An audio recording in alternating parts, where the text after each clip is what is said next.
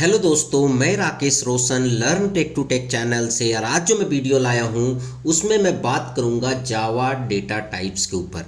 तो हम लोग देखेंगे कि जावा में कौन कौन से डेटा टाइप्स होते हैं, कितने टाइप्स के होते हैं, उनका कीवर्ड्स क्या होता है, क्या साइज होते हैं, उनके क्या रेंज होते हैं, सारा कुछ हम लोग डिटेल में देखने वाले हैं। तो चलिए इस वीडियो को स्टार्ट करने से पहले जस्ट मैं आपसे रिक्वेस्ट करता हूं कि अगर अभी तक आपने मेरे चैनल को सब्सक्राइब नहीं कर रखा है तो सब्सक्राइब कर लें और बगल में जो बेल है उसे जरूर क्लिक करें, जिससे मेरे जितने भी नए वीडियोस हैं उनका नोटिफिकेशन आपको मिलता रहे। तो चलिए स्टार्ट करते हैं।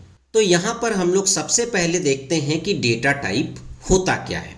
एक्चुअली क्या है कि अगर आप कोई वेरिएबल यूज कर रहे हैं जावा में, तो आपको कंपाइलर को बताना होता है कि उस वेरिएबल में आप किस टाइप का डेटा स्टोर करेंगे।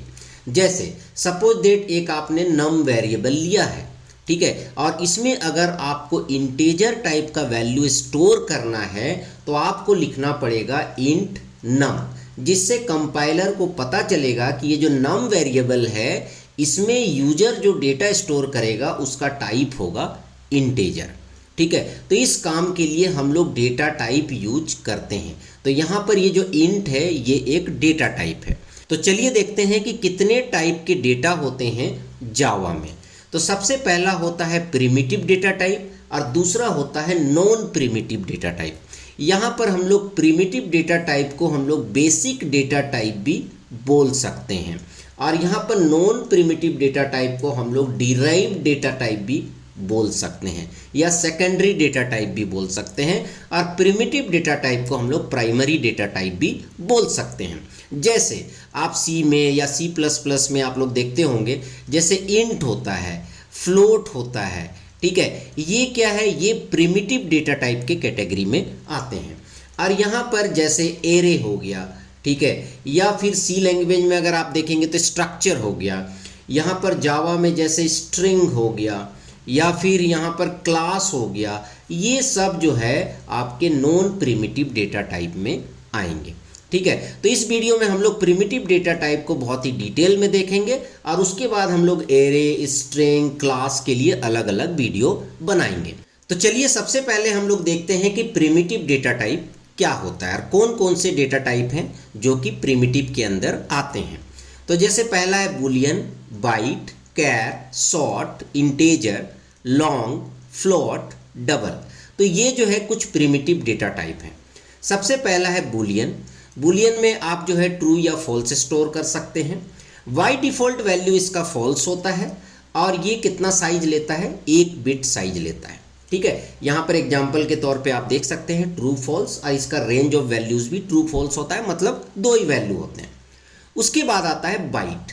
बाइट को हम लोग यहाँ पर स्मॉलेस्ट इंटीजर भी बोलते हैं, क्योंकि इसका रेंज जो है वो केवल -128 से लेकर 127 तक है। और ये जो है टूज कॉम्प्लीमेंट इंटीजर का मतलब ये हो गया कि यहाँ पर आप पॉजिटिव नेगेटिव दोनों नंबर स्टोर कर सकते हैं। ठीक है, और ये जो है 1 बाइट लेता है, 1 बाइट का मतलब 8 बिट।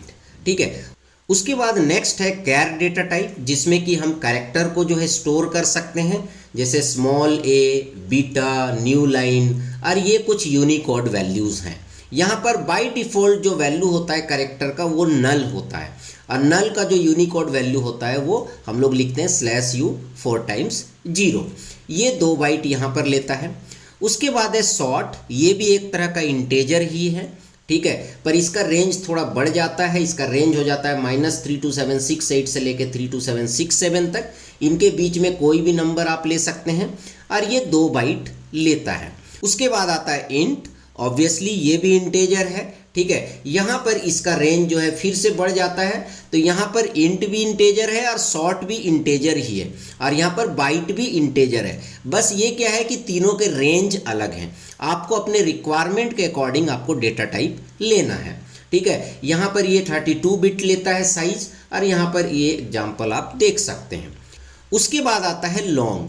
तो लॉन्ग भी इंटीजर के लिए ही हम यूज करते हैं, पर अगर आप देखिएगा इंट का जो रेंज है वो -21474833648 है। अगर आपको इससे बड़ा नेगेटिव या पॉजिटिव नंबर लेना है तो आप क्या करेंगे, तो उसके लिए यहाँ पर हमारे पास जो है लॉन्ग है। तो यहाँ पर आप देख सकते हैं लॉन्ग का जो रेंज है वो बढ़ चुका है। ठीक है। और लॉन्ग कितना लेता है, यहाँ पर 64 बिट्स लेता है।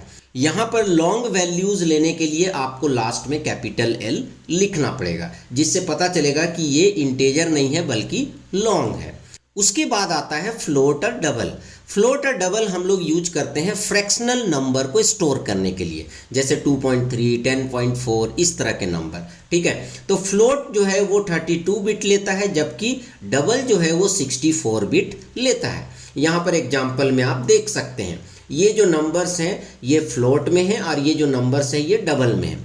तो फ्लोट और डबल में क्या डिफरेंस है, तो यहाँ पर क्या है कि अगर आप फ्लोट ले रहे हैं तो पॉइंट के बाद ये 7 डिजिट्स तक दिखाएगा, ठीक है। पर अगर आप डबल ले रहे हैं तो ये पॉइंट के बाद 16 डिजिट्स तक एक्यूरेट वैल्यू दिखलाएगा। तो ये डिफरेंस है दोनों में, ठीक है। तो ये आपके प्रिमिटिव डेटा टाइप है। तो आई होप आपको पता चल गया होगा कि कौन कौन से प्रिमिटिव डेटा टाइप होते हैं, उसके साइज क्या है, ठीक है, और उसके रेंज क्या है। अब यहाँ पर आपको देखना होगा कि आपका क्या रिक्वायरमेंट है। जैसे यहाँ पर मैं एक एग्जांपल लेता हूँ, आपके क्लास में 60 स्टूडेंट्स हैं और आपको रोल नंबर देना है 1 से लेके 60, ठीक है। तो यहाँ पर बाइट सफिशियंट है, क्योंकि बाइट में आप देख सकते हैं मैक्सिमम रेंज क्या है 127, जबकि आपको लेना है केवल 60। पर सपोज दैट कि कोई यूनिवर्सिटी है और उसमें एक क्लास में 1000 स्टूडेंट है, ठीक है, तो ऑब्वियसली रोल नंबर होगा 1 से लेके 1000 तक। तो यहाँ पर आपका बाइट काम नहीं आएगा, तो आपको फिर लेना पड़ेगा शॉर्ट, ठीक है।